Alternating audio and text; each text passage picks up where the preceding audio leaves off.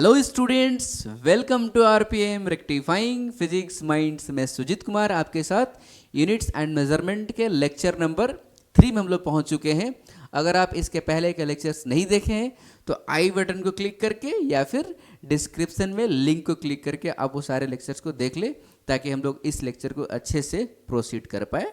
तो नोटबुक और पेन लेके तैयार हो जाइए with full of energy, with full excitement. Let's start. तो इस लेक्चर में हम लोग पढ़ने वाले हैं बहुत ही इंपॉर्टेंट चीज़, बहुत ही बेहतरीन चीज़ है। हालांकि इसमें कुछ अलग नहीं पढ़ेंगे, मेज़रमेंट ही पढ़ना है हम लोगों को। और ये मेज़रमेंट जो होगा थोड़ा सा स्पेशल मेथड होगा।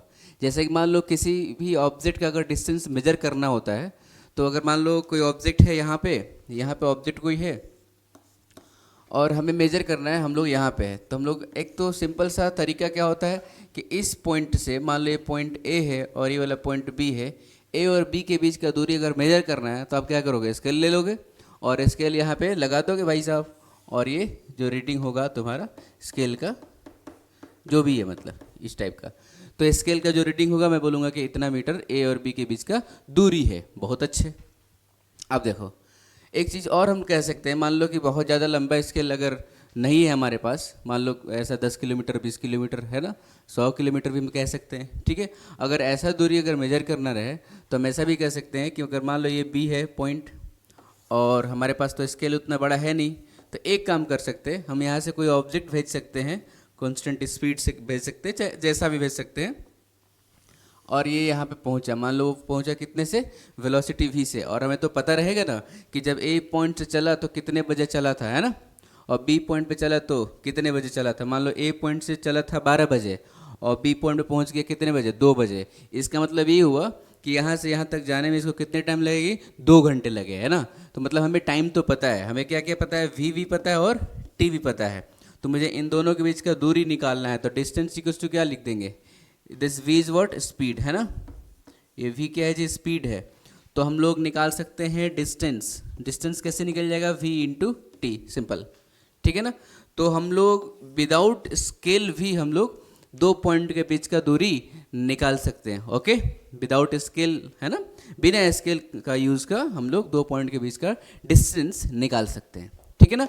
लेकिन देखो दोनों पॉइंट में, दोनों एग्जाम्पल में एक चीज़ सिमिलरिटी था। सिमिलरिटी क्या था कि पहला एग्जाम्पल में क्या था कि यहाँ से यहाँ तक जाने में जो स्केल हम लोग यूज़ कर रहे थे, तो एक तो था बात कि हमें यहाँ से यहाँ तक पहुँचना था, मतलब पहुँचे तो थे तभी तो हम लोग को रीडिंग पता चला, ठीक है ना। इसमें भी क्या था, यहाँ से चल के यहाँ पे पहुँचे थे, है ना। तो सिमिलरिटी क्या है कि इन दोनों मेथड में, चाहे स्केल आप यूज़ कर रहे हो चाहे वेलोसिटी वाला मेथड यूज़ कर रहे हो, तो दोनों में क्या है, आपको पहुँचना पड़ेगा, ठीक है ना। हालांकि एक और मेथड आपके साथ डील करूंगा, इको मेथड, जिसमें हम लोग साउंड के, है ना, साउंड का कैलकुलेट करते हैं, टाइम कितने टाइम में वो पहुंचा और हमें इको सुनाई दिया। हालांकि उसके लिए आपको टेंशन नहीं लेना है, इको मेथड भी मैं डील करूंगा, ठीक है ना। ठीक है, तो यहाँ से यहाँ तक जाने में, ठीक है, यहाँ से यहाँ तक जाने में दोनों में सिमिलरिटी ये है कि हम लोग उस पॉइंट पे पहुँचना है, ठीक है ना।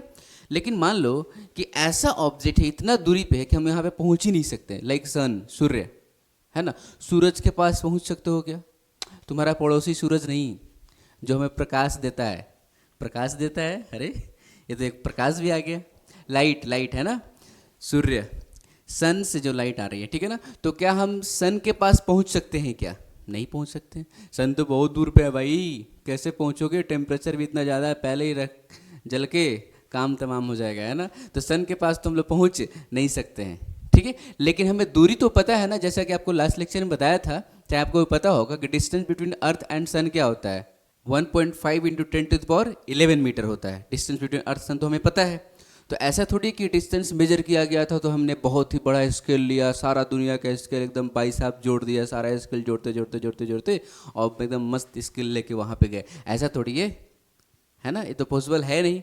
अच्छा, दूसरी बात, जो हमने ये वाला मेथड बताया कि हम वहाँ पे पहुँचे, वो भी पॉसिबल नहीं है। तो डेफिनेटली कुछ तरह कुछ ऐसा मेथड होगा कि जिसकी दूरी हम लोग निकाल लेते होंगे, कैसे, बिना पहुँचे हुए। मतलब ऑब्जेक्ट हमें दिख रहा है कि वहाँ पे है ऑब्जेक्ट, लेकिन हम बिना वहाँ पे पहुँचे, है ना, हम उसका दूरी निकाल सकते हैं, ठीक है ना। उस ऑब्जेक्ट का कितना डिस्टेंस है हमारे यहाँ से वो हम निकाल सकते हैं। लाइक मून का भी डिस्टेंस हमें पता है अर्थ से, सन का भी डिस्टेंस पता है हमें अर्थ से, बहुत सारे तरीके के सैटेलाइट्स वगैरह हैं, है ना, प्लैनेट से उनका दूरी तो हमें अर्थ से पता है ना। लेकिन वहाँ पे हम लोग ऐसा नहीं कि हम लोग पहुँच के जाके स्केल से मेजर किए हैं, है ना। तो हम लोग बिना पहुँचे ही हम लोग क्या किए, उस डिस्टेंस को मेजर कर लिए। बहुत ही बड़ा डिस्टेंस है कि नहीं, बहुत ज़्यादा बड़ा डिस्टेंस है। तो इन सारे ऑब्जेक्ट्स का दूरी हमें अर्थ से तो पता है, ठीक है, और बिना पहुँचे हुए डेफिनेटली हमें तो पता चल गया। तो बिना पहुँचे हुए उस पॉइंट का दूरी, उस ऑब्जेक्ट का दूरी हमारे अर्थ से, चाहे हम जिस पोजीशन पर भी हैं, इस पोजीशन से उस पॉइंट का दूरी क्या है, उस वैसे डिस्टेंस को मेजर करने के लिए एक स्पेशल मेथड आता है। और वो जो मेथड है, मस्त वाला मेथड जो है, उसका नाम क्या है, पैरालेक्स मेथड, ठीक है ना। आप उसको हेडिंग डाल दीजिए,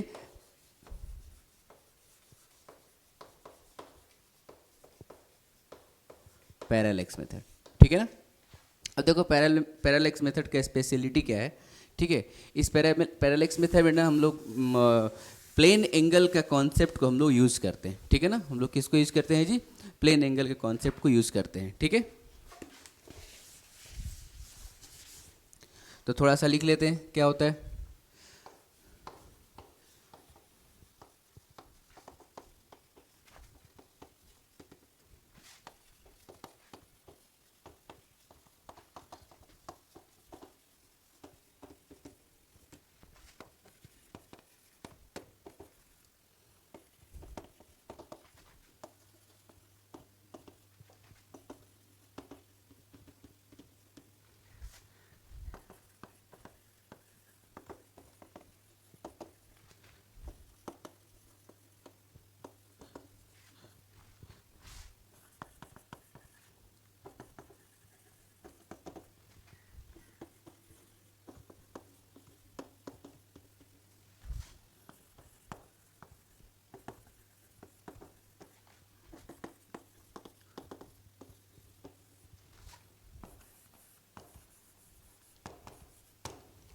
देखो ये जो है बोलेगा the concept, oh sorry T छूट गया, the concept of plane angle is use to measure distance of very distant object, है ना।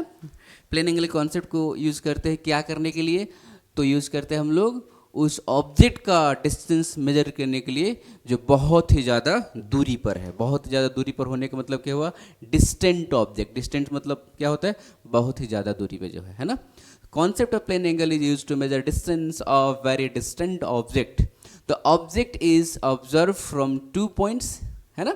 और जिस ऑब्जेक्ट का डिस्टेंस हमें मेजर करना है, उस ऑब्जेक्ट क्या करते हैं, 2 पॉइंट से ऑब्जर्व करते हैं। मैं आपको बताऊंगा 2 points. The change in direction of observation defines parallactic angle. ये वाला एक बात इंपॉर्टेंट है, पैरालैक्टिक एंगल, ठीक है। And the distance between this 2 points is called basis. ये टर्म्स हैं, ठीक है ना, एक ये टर्म है और एक ये टर्म है। चलिए समझते हैं हम लोग, ठीक है। जैसे मान लो हमें इस ऑब्जेक्ट का डिस्टेंस मेजर करना है, ठीक है ना। ये हमारे पास ये ऑब्जेक्ट है, ये कुछ भी हो सकता है, सन भी हो सकता है, मून भी हो सकता है, ठीक है ना। और हम लोग अर्थ पे, हम लोग कहाँ पे हैं जी, अर्थ पे हैं। तो हम लोग क्या करते हैं, ये मेथड क्या कहता है कि जिस ऑब्जेक्ट का डिस्टेंस आपको मेजर करना है उसको हम लोग ऑब्जर्व करते हैं 2 पॉइंट से, ठीक है ना।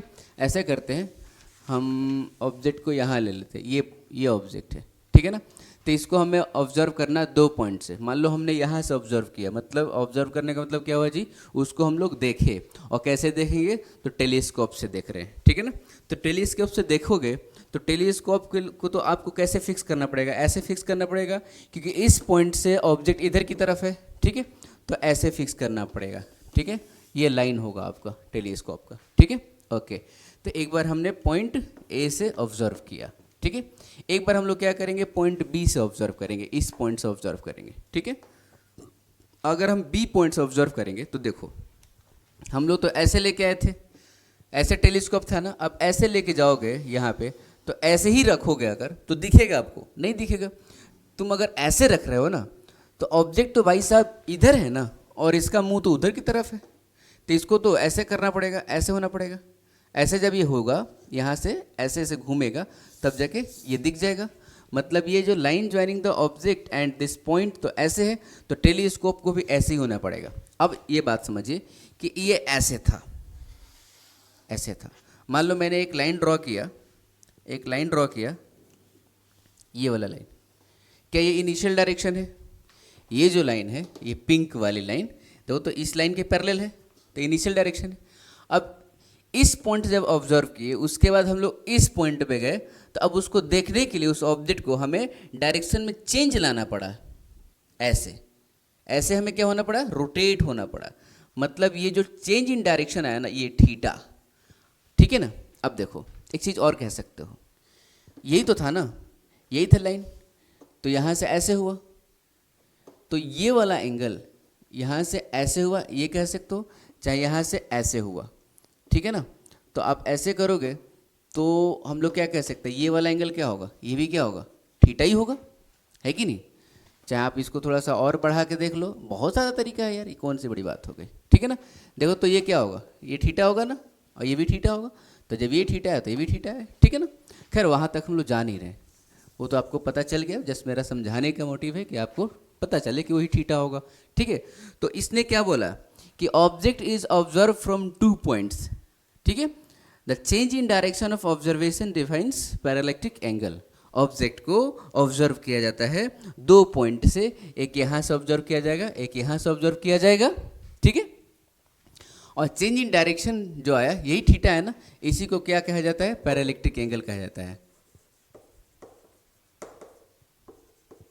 इसको हम लोग बोलते हैं पैरालैक्टिक एंगल, ओके।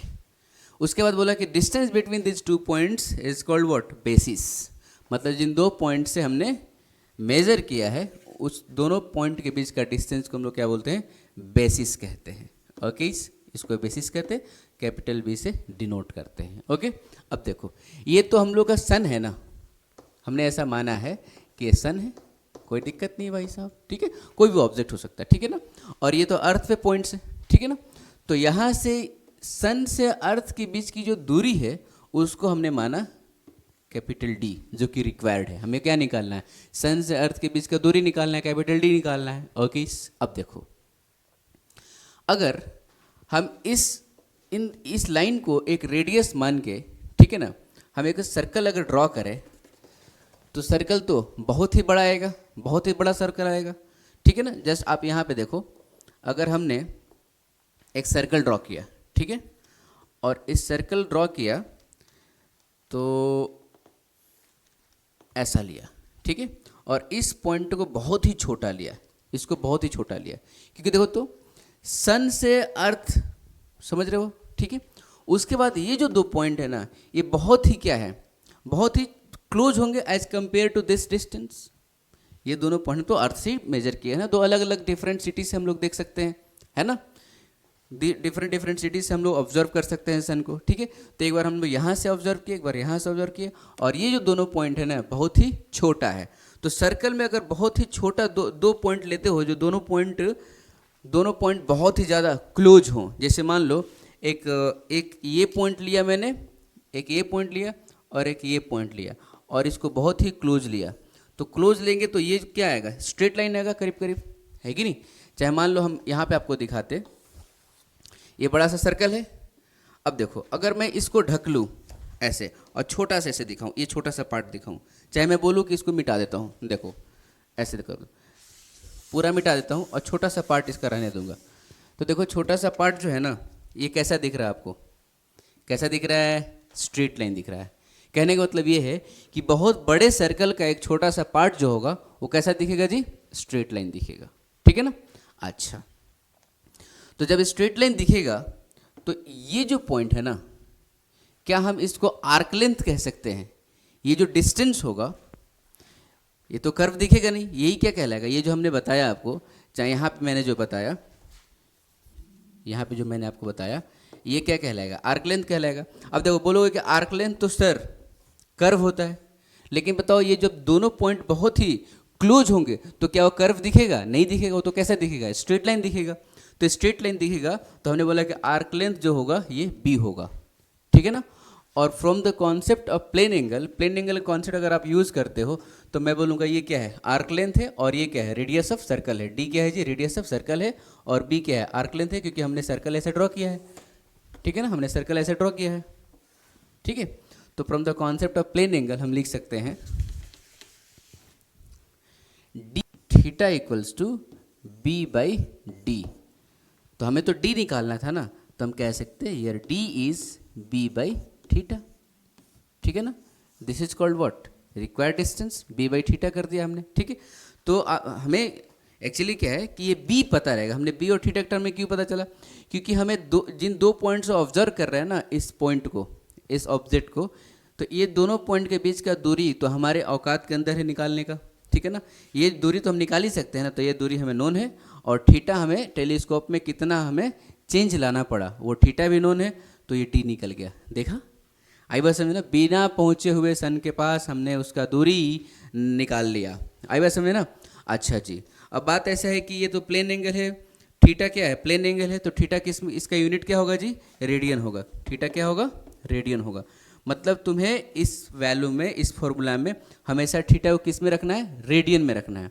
थीटा को जब आप रेडियन में रखोगे तो डी किस में आएगा, मीटर में आएगा, क्योंकि हमें पता है कि theta equals to L by r जो लिखे थे, तो दोनों मीटर था, तो ये किस में आया था, रेडियन में। हाल देखो, रेडियन क्या होता है, ऐसा यूनिट होता है ना एंगल का, तो ठीक है, प्लेन एंगल का रेडियन क्या होता है, ऐसा यूनिट होता है। तो सारा वैल्यूज को आप एसआई में रखोगे, एसआई यूनिट में रखोगे, तभी तो आपका रिजल्ट भी किस में आएगा, एसआई में आएगा, ठीक है।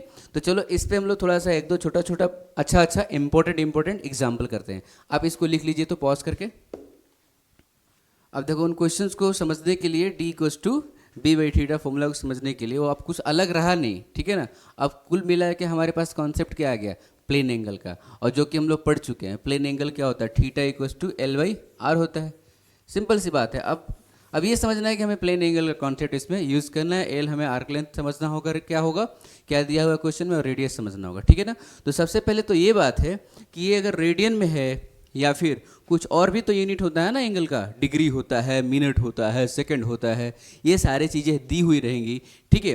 तो उसका हमें कन्वर्सन आना चाहिए पहले, कैसे हम कन्वर्ट करेंगे, ठीक है ना। अगर मैं कन्वर्ट ही नहीं करने आएगा तो ये छोटा सा फॉर्मूला है, सिंपल सा फॉर्मूला है, ठीक है ना, इसी से क्वेश्चन बनने वाला है और आपका आंसर मैच नहीं करेगा, क्योंकि हमें तो थीटा तो किस में रखना है, रेडियन में रखना है, ठीक है। तो जस्ट इसको समझने के लिए ही हमने इसको एग्जाम्पल लिया है, ठीक है ना। और एग्जाम्पल ये है कि 1 डिग्री और 1, इसको क्या बोले, 1 मिनट और 1 सेकंड को किस में कन्वर्ट करना है, रेडियन में कन्वर्ट करना है। जैसा कि हमने आपको लास्ट लेक्चर में भी बताया था, अब मैं यहाँ भी बता देता हूँ आपको। यहाँ पे लिखता हूँ, पाई रेडियन में कितना डिग्री, 180 डिग्री कन्वर्ट करने के लिए बताया था ना। पाई रेडियन में 180 डिग्री, 1 डिग्री में 60 कितना, मिनट, और 1 मिनट में 60 सेकेंड, यही होता है ना, ठीक है। तो ये कॉन्सेप्ट आपको याद भी होगा, ठीक है। और मैंने ये भी बताया था कि अगर x डिग्री है, अगर x डिग्री है, रेडियन में लिखना है, तो पाई बाई 180 इंटू एक्स कह देंगे, और ये क्या हो जाएगा जी, रेडियन में कन्वर्ट हो जाएगा, ठीक है ना। और पाई के वैल्यू क्या रखेंगे हम लोग, 3.14 रखेंगे, ठीक है ना। पाई के वैल्यू आप 3.14 रखोगे तो कंप्लीट मस्त सा वैल्यू आपको रेडियन में दिख जाएगा। अब देखो, कुछ वैल्यूज अगर डिग्री में दिया हुआ है तो सबसे पहले क्या करना होगा, रेडियन में कन्वर्ट करना होगा। अगर वैल्यू मिनट में दिया हुआ है तो उसके बाद हम लोग क्या करेंगे, डिग्री में कन्वर्ट करेंगे। और एक बार अगर डिग्री में आ गया तो ये कॉन्सेप्ट कर देंगे। हमने आपको बताया था कि डिग्री को रेडियन में कन्वर्ट करने के लिए पाई बाई 180 क्या करते हैं, मल्टीप्लाई करते हैं, सिंपल सी बात है। तो चलो इस एग्जाम्पल को ही करते हैं। बोला गया है कि 1 डिग्री है ना, कितना रेडियन होगा, 1 डिग्री को हम लोग कितना रेडियन कह सकते हैं। तो ये तो भाई साहब सिंपल सी बात है, ठीक है। 1 डिग्री है ना, तो इसी पे आ गया ना, तो हम क्या लिख सकते हैं, पाई बाई 180 इंटू 1, ये किस में आ जाएगा, रेडियन में आ जाएगा। अगर आप इसको रखते हो 3.14 बाई 180, ठीक है ना, इंटू 1, तो ये आएगा 1.74 इंटू 10⁻⁻² रेडियन। और ये अगर आप याद भी कर लेते हो ना तो कोई बुराई नहीं है, ठीक है ना। याद करोगे तो अच्छी बात है, फटाक से एकदम वैल्यू पुट करोगे, जैसे 1 डिग्री आएगा तो, ठीक है। तो चलो इसको देखते हैं हम लोग, 1 मिनट को कन्वर्ट करना रेडियन में। तो सबसे पहले हम लोग क्या करेंगे, मिनट को पहले डिग्री में कन्वर्ट कर लेते हैं, उसके बाद तो अपना काम आसान हो जाएगा। तो 1 मिनट को पहले डिग्री में कन्वर्ट करना है, तो मुझे पता है कि 60 मिनट में 1 डिग्री होता है। तो 1 मिनट में कितना होगा जी, 1/60 डिग्री होगा। ये तो 1/60 कितना होगा, डिग्री होगा, सिंपल सी बात है।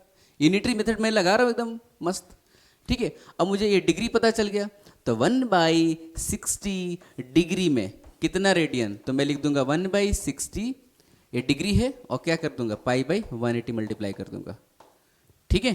पाई बाई 180 मल्टीप्लाई कर दिया क्योंकि ये तो फिर से क्या आ गया किस में, रेडियन में आ गया। अब तो वही क्वेश्चन हो गया, देखो 1/60 डिग्री लिखा हूँ, इसका मतलब क्या लिख रहा हूँ 1 मिनट में इतना रेडियन हो गया। और अगर आप इसको 3.14 रखते हो डिवाइडेड बाई 60 इंटू 180 और इसको कैलकुलेट करोगे तो ये आता है 2.9 इंटू 10⁻⁻4 रेडियन आता है, ठीक है ना। इस वैल्यू को आपको याद रखना है, ठीक है ना। अगर देखो मुझे याद है तो इसलिए लिख दे रहा हूँ मैं, ठीक है। अगर कैलकुलेट करोगे आप तो इतना ही आएगा, ठीक है। चलो थर्ड वन करते हैं, ये वाला 1 सेकेंड वाला।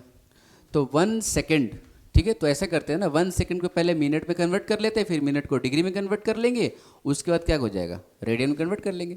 तो मुझे पता है कि 60 सेकेंड में 1 मिनट होता है, ठीक है ना। तो 1 सेकेंड में 1/60 मिनट होगा, मिनट कह सकते हैं। अच्छा, अब मुझे पता चला है यहाँ पे कि मिनट को डिग्री में कन्वर्ट करने के लिए क्या किया मैंने, 60 से डिवाइड किया। देखो तो ये 1 मिनट था ना, इसमें 60 डिवाइड कर दिया था तो क्या आ गया था, डिग्री आ गया था। तो सिंपली इसमें अगर हम 60 से डिवाइड कर देंगे ना तो क्या हो जाएगा, डिग्री में आ जाएगा। मतलब 1/60 इंटू 60 ये क्या हो गया, डिग्री हो गया। मतलब 1/60 इंटू 60 अगर डिग्री कहते हो, इसका मतलब ये कह रहे हो 1 सेकेंड, ठीक है ना। हमने क्या किया, 1 सेकेंड को 1/60 मिनट कहा, ठीक है। और मिनट में अगर हम 60 डिवाइड करते तो क्या आता है, डिग्री आता है।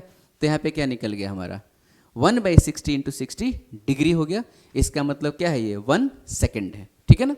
ये क्या है जी, 1 सेकेंड है। ये सारी चीज़ें यूनिटरी मेथड है, ठीक है ना। अब तो हमें डिग्री आ गया ना, और डिग्री को रेडियन में कन्वर्ट करने के लिए पाई बाई 180, मेरी बात समझ आई क्या, पाई बाई 180, ठीक है। और इसको अगर आप इसको आप कैलकुलेट करते हो, पाई के वैल्यू क्या रखोगे 3.14। मैं लिख देता हूँ 1/60 इंटू 60 इंटू 3.14 बाई 180। तो ये आ गया कितना आ गया, इसको कैलकुलेट अगर करोगे आप तो आ जाएगा 4.8 इंटू 10⁻⁻6 रेडियन, ठीक है ना।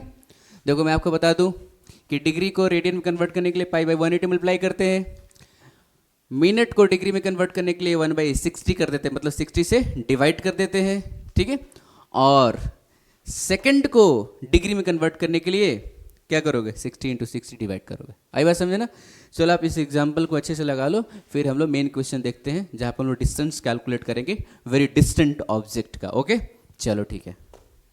तो क्वेश्चन है, moon is satellite of earth, it is observe from 2 points having distance 1.276 into 10⁻7 metre, the angular parallax is found to be 1.9 degree, find the distance of moon from अर्थ।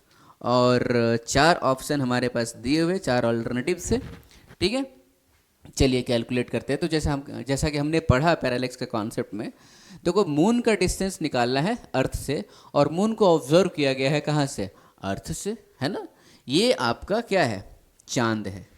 ये आपका क्या है जी, चांद है, मतलब क्या है, मून है, ठीक है। ओके, अब इसको ऑब्जर्व किया गया यहाँ से, अर्थ के इस पॉइंट से एक बार ऑब्जर्व किया गया, पॉइंट ए से, और एक बार ऑब्जर्व किया गया कहाँ से, पॉइंट बी से, ठीक है। तो यहाँ पे जो एंगुलर पैरालेक्स बन रहा है, जिसको हम लोग पैरालेक्टिक एंगल भी कहते हैं, तो एंगुलर जो पैरालेक्स बन रहा है यहाँ पे दिया हुआ है 1.9 डिग्री दिया हुआ है। और जिन 2 पॉइंट से ऑब्जर्व किया गया ना इसको, इन दोनों पॉइंट के बीच का डिस्टेंस दिया हुआ है, और वो है 1.276 इंटू 10⁻7 मीटर दिया हुआ है। ओके हाँ। और हम जब जिस ऑब्जेक्ट को ऑब्जर्व करते हैं इन 2 पॉइंट से, इन दोनों पॉइंट से ऑब्जर्व कर रहे हैं ना ऑब्जेक्ट को, तो ठीक है। तो इन दोनों पॉइंट के बीच की दूरी को, इस दूरी को हम क्या बोलते हैं जी, बेसिस कहते हैं, ठीक है। जैसा कि हमने देखा, ठीक है। और इसको मान लो हमने बोल दिया क्या, बी बोल दिया, ठीक है।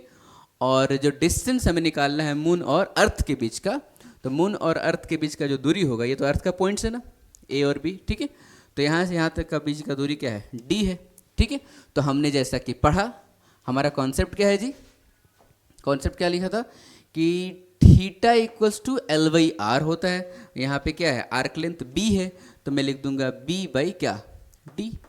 तो हम लोग लिख सकते हैं D equals to B by theta, simple, ठीक है, D equals to V by theta लिख सकते हैं। ठीक है, अब हमें पता है कि थीटा को हमको किस में रखना है, थीटा को ऐसा यूनिट में रखना है, और थीटा का ऐसा यूनिट मतलब प्लेन एंगल ही तो है ये, इसका ऐसा यूनिट क्या होता है जी, रेडियन होता है। तो चलो हम लोग ऐसा करते हैं, ये थीटा जो है ना डिग्री में दिया हुआ है, तो इसको सबसे पहले हम लोग क्या करेंगे, रेडियन में कन्वर्ट कर लेते हैं। ठीक है, तो हमें पता है कि हमें थीटा को डिग्री से रेडियन में कन्वर्ट करने के लिए क्या करना रहता है जी, पाई बाई 180 मल्टीप्लाई करते थे। अब ये किस में आ गया, किस में आ गया बताओ, ये आ गया रेडियन में आ गया। ठीक है, अब देखो तो सिंपली हम क्या करेंगे ना, फॉर्मूला रख देंगे, b का वैल्यू कितना है, तो 1.276 into 10⁻7 by theta 1.9 into pi और 180 ऊपर चला गया बेचारा, तो 1.276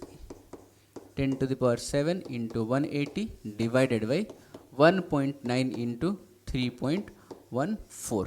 ठीक है, अब आप इसको कैलकुलेट कर लो, इसको कैलकुलेट करोगे, मेरा कैलकुलेशन ये करा हुआ है। ठीक है, तो आएगा ये 3.84 इंटू 10⁻5 किलोमीटर हो जाएगा। तो अपना आंसर क्या हो जाएगा, बी हो जाएगा।